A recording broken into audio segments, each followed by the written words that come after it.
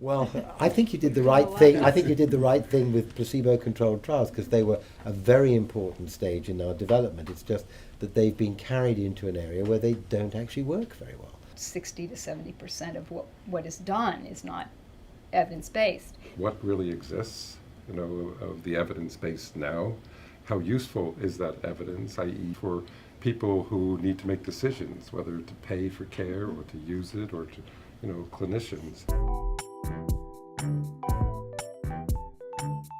It's the patients coming in, the consumers, the clinicians, the payers. They all want to mess up our, It's a bit messy. our little tea party. Could we bring together a group of stakeholders who don't normally get together and try to come up with some agreement of how we could go forward and develop a really relevant evidence base?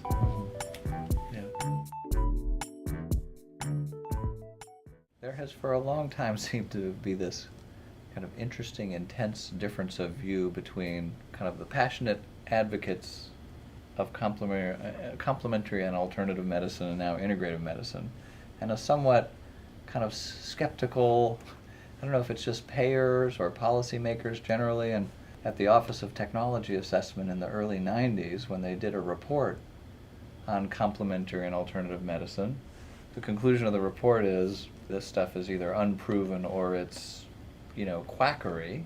If you look at the recent article that's written on integrative medicine, attacking the collaboration university-based integrative medicine and saying, before you should be allowed in the university, you should have to prove that you've got evidence. What profession ever did that? Did medicine do that? No. They were put in the university because they were so bad, Flexner decided we better put them in there and get them safe. I mean, they were a danger to the public. Nursing didn't have to do that. Optometry didn't have to do that. Dentistry didn't have to do that. There's no single group that ever had to do that to get in the university, but integrative medicine, strangely enough, is going to have to do that. Yeah. So I think you've got to be very careful that skepticism is one thing, and that's healthy. As a researcher, I support that. Mm-hmm. But some of this is just professional bigotry. I mean, it's just blatant bigotry that they're opposed to it, and they're using a double standard to evaluate it, I think. I remember going to a meeting and being accosted by the former editor of an important journal who lit into me because I continued to support the publication of CAM articles in Annals. I think part of the confusion is what we call complementary and alternative and integrative medicine. In fact, at the National Institutes of Health, when I first got there, and that was some 7 years ago, I said, well, how are we defining the field? And I was given a definition that basically says this complementary and alternative and now integrative medicine is basically everything that's not conventional medicine. Mm-hmm. And I said, whoa, that covers a really broad territory. Number one, you don't usually define something by what it's not.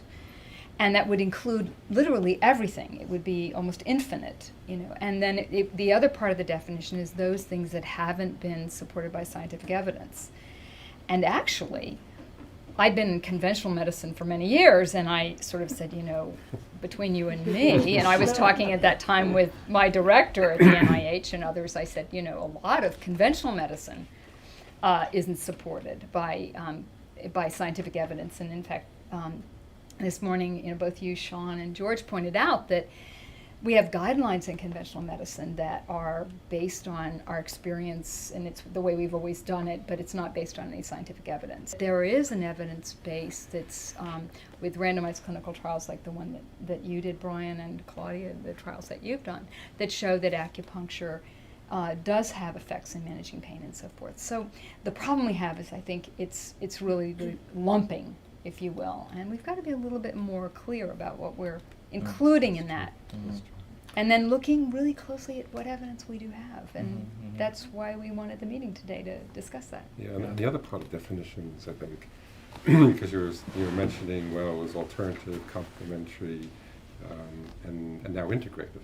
But actually, the whole idea of integrative is quite different than the complementary or alternative, in that one was really focusing much more on the modalities, and the therapies, and that's more the alternative and complementary. It can be practiced in an integrative, holistic way. I think the integrative medicine, at least the definitions that I've seen, is more an approach to care, and it's sort of a holistic approach to care that emphasizes the doctor-patient relationship and looking at the whole person and taking the evidence into account and emphasizing health and well-being. Some just good medicine, Yeah. but there's a difference there, and I think that's quite important too. When people talk about integrative medicine, it's very doctor-centric, actually, the view. And so when people talk about alternative forms of healthcare, like Ayurveda or traditional Chinese medicine, you're really talking about a different worldview, a different understanding of health and wellness and illness and imbalance or balance or whatever. When you talk about integrative medicine, it's sitting pretty squarely within the allopathic paradigm and that worldview, and then, from my perspective, sometimes cherry-picking modalities somewhat acontextually to bring them into that context. And that's very different from looking at any of those other forms in their own integrity. If you do more comparative effectiveness research, we can compare whole systems, we can combine components, and this really shows what's happened in reality. Patients, they combine both conventional medicine and complementary medicine, and we need a research framework which takes this into account. And this is not the case if we compare one component of complementary medicine with a placebo. But What have you encountered as being, barriers to being able to do that kind of research in your own professional life? we were able to do this research several years ago. We planned these trials at the end of the 19th, and what we did efficacy research. This means really we compared acupuncture with a sham acupuncture, which was a penetrating needle at non-acupuncture points. But besides this, we did pragmatic trials and asked the question if additional acupuncture treatment is more beneficial than routine care alone. So this was a typical question you would ask as a health insurance company if you think about an additional reimbursement of acupuncture. To be honest, in Germany 5 years ago, talking about cost effectiveness research for reimbursement decision was not the typical thing. Now we move more and more into this direction, and we have better data for acupuncture than we have for conventional medicine when it comes to cost effectiveness. What we don't have is a good sense of what are the various models of integrative medicine that are out there, and particularly what kind of outcomes are they getting. So you have the one that Brian's talking about, which is probably the most embracing, if you like, integrative one in a sense, but on the other hand you have ones where basically you've brought a chiropractor into the VA or some other situation, but there's no sharing of records, there's no real sharing of management. It's just they now have got CAN providers in these institutions. And I think the best we can do at the moment is to start to identify what are the various kind of exemplars that exist in integrative medicine, because we're not sure, as we never are in these kinds of, which one's going to win out. I mean, it could be Brian's model or it could be someone else's. Right? So George, what's the, I don't know, you probably had some comments around. Well, I have, but I think there's definitely a culture change happening. Medicine's moved from the caring physician immediately post-war who knew best to now the physician who's being questioned by the patient and has to justify. They've used science to find out a lot of information, and that's been very valuable. But they've also used science to protect their professional integrity. And there's a certain battle going on about that, which is what Ian is talking about. Patients are becoming wiser and more knowledgeable and more thoughtful, and this sort of liberation, this sort of desire to impose the patient's will on the care that's offered is very much at the base of, I think, what's happening with the integration of complementary and conventional care. Patients want the best conventional care, but they also want to stamp their own way of doing things on the process. So they want the best of both worlds, and they can see the best of both worlds. So in a sense, we need to become their servants, and that's quite difficult for a professional group that perhaps overvalues itself, like doctors. You know, we need to serve rather than actually have the arrogance to think that we have all the answers. That's part of this whole cultural transition, I think, that's happening. And I think the kinds of research that we're now having to do and we're now contemplating are very patient-centered. They're very centered around what might work at the consultation level. And we need to try and produce some good science, some good generalizable science from that. So I see this as a very interesting position to be in, because we're trying to be good scientists, managing sociological change in the way we deal we deal with people, helping them to self-manage chronic illness, the sort of illness that we can help them to manage, but doing it in a human way with a focus on the patient. And there's a change being imposed on us by the people who pay for our services, and that's sometimes very uncomfortable, which is why we get a lot of this conflict, and why all of us round the table have had some very uncomfortable letters and emails from time to time.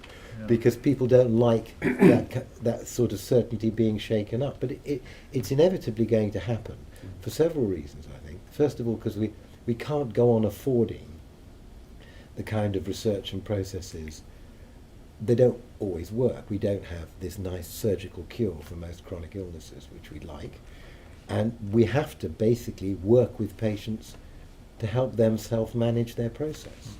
And this, in a sense, this is what this debate is about. It's the mixture of science, sociology, and social change, all coming to a sort of explosive point which causes conflict. There's been a tendency, at least by some, and let me just name perhaps the U.S. payers at least, and you can tell us if it's true in the U.K. and Germany, kind of default to the same model that's used to evaluate pharmaceuticals. Yeah. That the notion is that Sure.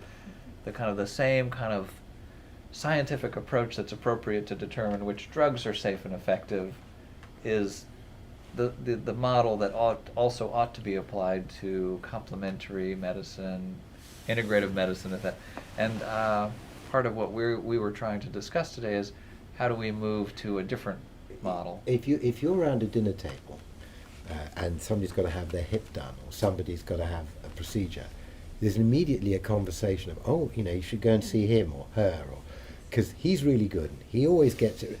They don't actually say to you, you don't get a discussion about whether you should have a Birmingham hip or a full hip replacement. You get a discussion about who you should see. Yeah. So, I mean, it's very valuable to assess the technology. That's something that we can contribute to the debate. Yeah. So we should be looking at that.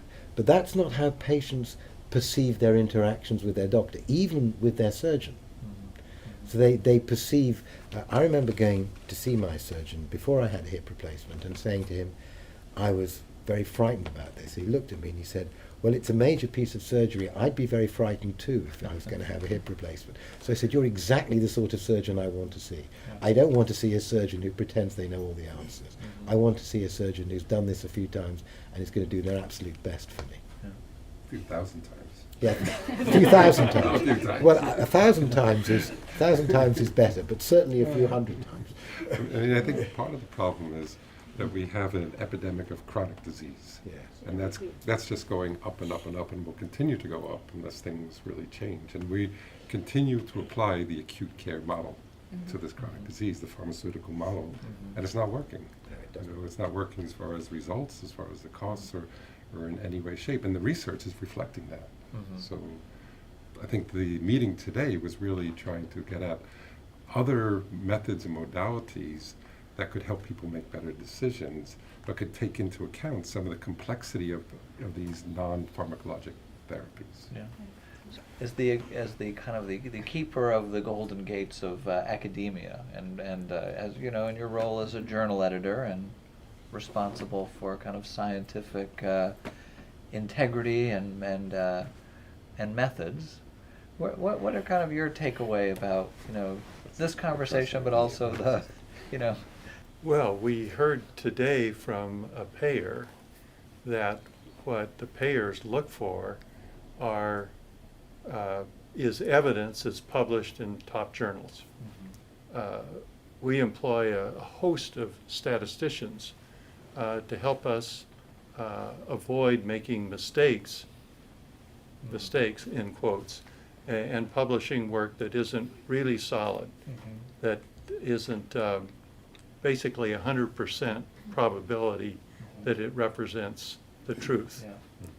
And that we're going to eventually have to rely much more on observational research, and journal editors and their statisticians know backwards and forwards the shortcomings of observational research. I gave a talk to the 4th Annual Peer Review Congress in Vancouver of journal editors, and emphasized to them that we were going to have to get our arms around observational research methodology because we were going to see more and more of it as comparative effectiveness research takes on a more ambitious agenda without really the money to do the trials on every single trial on that, potential trial on that agenda. But So I think that journal editors got really turned on about that. Yeah. And they want to improve their skills. They want to make sure that more journals have the kind of statistical skills that it's going to take to deal with the complexities of observational research. Yeah. Did you I think we need also to recognize that, I'll go back to that drug model idea, that some of it just doesn't translate well, like the double blinding. It's the efforts to double blind acupuncture so that the person inserting the needles does or doesn't know that he or she is inserting needles, and also the issue too that so that didn't translate well. Another area that is a problem with these randomized controlled trials, which I've been really a part of, was this need to be so careful in selecting patients that would just fit this one narrow box, so that we didn't want people that maybe had gone through menopause because that would change their hormones. And so we'd end up with people, and they had to agree to be randomized. And so you've got to get people coming to you that want to be in these trials. And then to find out that they were likely to be randomized to fake acupuncture. Well, people will just leave. They don't want to be part of that. So you end up with a select group of people, not the age that we need, say for Medicare, who wants trials for people that are 65 and older. So there's a bit of a mismatch, and I'm hopeful that comparative effectiveness designs would allow us to take usual care versus usual care plus maybe some acupuncture or some massage, and in a sort of a less pristine way, compare the costs. And how long does it work? How long do we get pain relief for people? And I'll just point out, too, that a lot of people are coming to this not just for chronic illness or treatment. People want to be healthy. They're really turning to this. In fact, the big national survey, it shocked everyone to discover that, yes, 38% of American adults were using these interventions in the last 12 months, or sometimes even a shorter period. And one of the main reasons was to manage pain. That was right up there. So it's good that we talked about that. But a lot of it is, I want to be well. I want to maintain my health. And so that's another challenge for all of us as well. Even some of the most rigorous trials that have been done in this field, rather than giving us a definitive answer to the questions we were setting out to answer in them, have in fact opened up the question of what are the important questions to be asking. So if you look at, I'm looking at the two of you, because if you look particularly at the large 3-armed acupuncture trials that compared acupuncture with some form of sham and with usual care, you end up with the sham and the real acupuncture being roughly equivalent, and both of them superior, noticeably superior to usual care. And then you have to ask what really matters when you're making sort of public health level decisions for the population at large about what to cover, what to make available or not. Does it matter if we don't know how acupuncture works, as evidenced by the fact that the shams are working as well as the real thing? So it's not the points, it's not the needle. We don't actually know what it is. Do we stop there and go, oh, so we don't know enough about acupuncture now to recommend it? Or do we say, well, we know that it's significantly more effective than usual care, so we'll go ahead even though we haven't answered that question about how or why yet? I think it opens up all those That's questions. a very important point. And what's the interesting thing behind this is that due to these results, we came into a placebo discussion. And this placebo discussion we don't have only in CEM, we have it in whole medicine. We want more to understand what is behind this, about the doctor's-patient relationship, expectation, belief systems, conditioning, all these things. And this came up due to the acupuncture studies. And it's a huge international discussion at the moment, which is very helpful for CAM, but which is very helpful for medicine overall.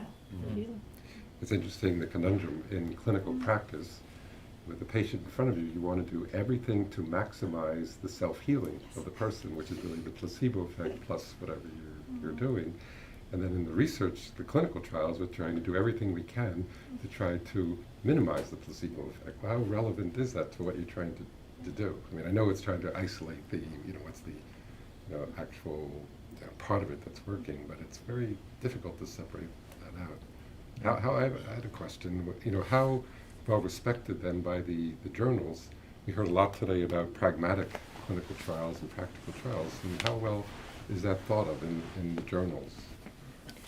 Well, there's certainly a distinguished history of publishing pragmatic trials. Just think about the Gissy trial with 17,000 people with myocardial infarction randomized to one treatment of the other. It's a classic example of a pragmatic trial, probably 15 years old, published in the New England Journal. Adaptive trials, I haven't actually seen any adaptive trials yet in major journals. The basic concept behind them is that evidence changes your probability that what looks like the truth really is the truth.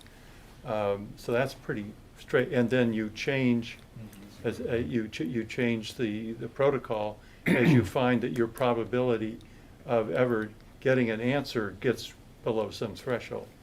So that concept is pretty straightforward. The actual math of doing it, what's going on in the computer, is a total black box.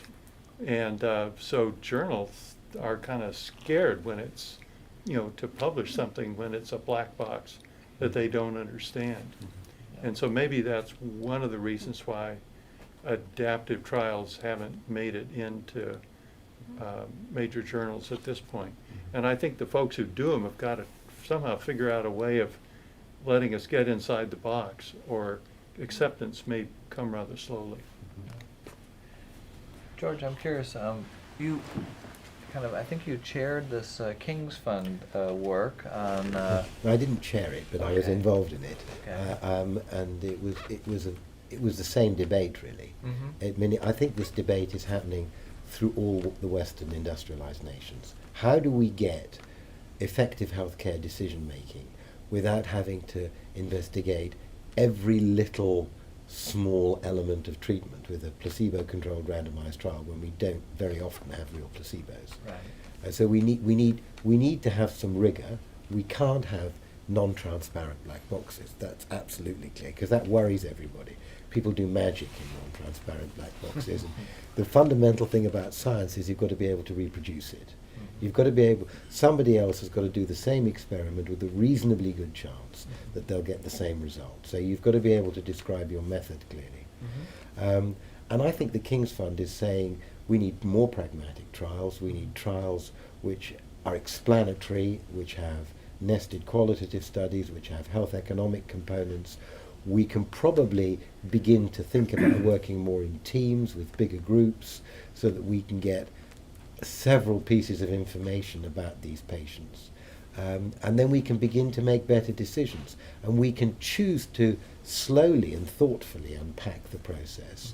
But first we need to look at the big effects. And interestingly, the MRC complex intervention guidelines also talk about looking at the big effects first and then unpacking them. That can be quite difficult to do, and it's not very accurate. The word we would use is fastidious. It's not very meticulous scientifically. But it's the only way we can go with the limited resources we have for research and healthcare, because we don't have a bottomless pit to spend on this. So just, I'm curious, what do you see happening? Well, I guess the report was really finalized quite recently, Yes, but what do you imagine would be kind of the next sequence of events that would follow that work? What policy decisions are being made in which a lot of our clinical research will turn away from placebo-controlled trials. In my head of department, who works in depression mainly, I asked him, I said, have you ever done a placebo-controlled trial? He said, no, never. I've looked at antidepressants, I've looked at counselling, I've looked at lots of ways for managing depression. I'm involved in writing the NICE guidelines for managing depression, and I've never done a placebo-controlled trial. So I think that's going to be a more common observation. A lot of the trials we do in primary care now in the UK are comparative trials, not placebo-controlled trials. Some of them still are, but not all of them. I think one of the conundrums we need to touch on is that while it's true, and most of today focused on how we take advantage of this, can you move towards effectiveness studies, we shouldn't lay up on the critique of what has happened as well. I mean, the fact that we've moved from efficacy to effectiveness has a lot to do with some pretty critical articles that have come out, if you think the last 10 years, of people who have been willing to stand up and really challenge efficacy studies. And you can see it in evidence-based practice medicine. For the last 5 to 10 years, there's been an increasing amount of critical work coming out that have really challenged it. I mean, it became the mantra for modern medicine, but now you see a lot of people standing up to be counted to say, we need to rethink this. So I think part of our challenge is not to give up that either, because those, I mean, Janet and I both belong to a profession that spends a good amount of its time doing critiques like this. But if you think of the critiques from the feminist movement on health, birthing centres and psychiatry, I mean, they've had a huge impact. The gay movement for HIV would be another example. So I think we have to understand that while we want to take the opportunity and seize it, we also want to be continuing the critiques as well, to say that we need to continue to confront the sort of double standards I talked about before, and even to continue to confront the fact that, you know, even though we admit that journals are important and funding is important, on the other hand, we should be willing to stand aside and critique them as well.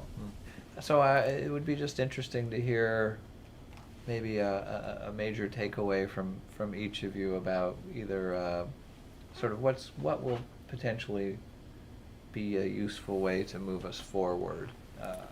The IOM priority setting process identified 100 high priority topics, of which 3 were identified as complementary and alternative medicine. But you can look at it another way, and that is that there were many problems that were identified for which there are both allopathic and complementary and alternative medicine methods that should be applied. And I think that the CAM community would do better to position itself to participate in a study of the treatments for low back pain or the treatments for chronic pain, rather than the effect of acupuncture on chronic pain. I think there's a lot more opportunity both to collaborate with the allopathic research community, of which in a sense we're all a part, but also there's going to be more money there. I totally agree, and my comment goes into the same direction, because I think that's a good chance to get complementary medicine and conventional medicine closer together. Because the reality is our patients combine it, and if we do studies which takes the reality into account, we can combine it within the studies, and then we go according to the indication, so the diagnosis like low back pain, and can offer conventional treatment, can combine conventional treatment with acupuncture or massage, so we can really assess the complex system, and perhaps we get also, if we do it proper, an answer about the effectiveness of the different components within the treatment. Yeah. So it's a good chance of a dialogue Yeah. instead of a separation. Yeah. You know, the importance of this, I think, is pretty sort of timely and urgent, in the sense that, you know, NIH and the Agency for Healthcare Research and Quality are, you know, just about to spend large amounts of money on comparative effectiveness studies. You know, we're part of at least 2 of these $10 million choice grants. They're going to be comparative effectiveness studies. Neither one of them is even remotely contemplating an integrative medicine, you know, complementary medicine component. Seems like a huge wasted opportunity, but it sort of highlights to me that this kind of the silos, if you will, are a major barrier, because, right, it's... I think it's really important that you consider, perhaps even looking at sub-studies, but the data suggests that people in your trial are, I think it's going to be about 40 to 60% will be using some forms of complementary integrative medicine, dietary supplements for sure. And so there's opportunities for studying combinations there that are going to happen anyway. Or what the trial may end up doing is excluding those people, which you don't want to do in comparative effectiveness, and then you're back to the restrictions. I think there are opportunities, though. I know that there are pain centers now that are beginning in rehab medicine they're facing a struggle with people who don't want to do some of their interventions because they're in pain. And they're supposed to exercise because that's going to help them with their low back pain. And so I think we're beginning to break down those silos and talk, because there are ways to use complementary medicine, the massage or the acupuncture. And timing is key. Do that first and get rid of the pain, and then that enhances the chance that the people will stay on and engage in the exercise rather than just say, forget it. You know, I'm going to take medicines, I don't want to deal with this. And then they can actually cause even more harm to their backs.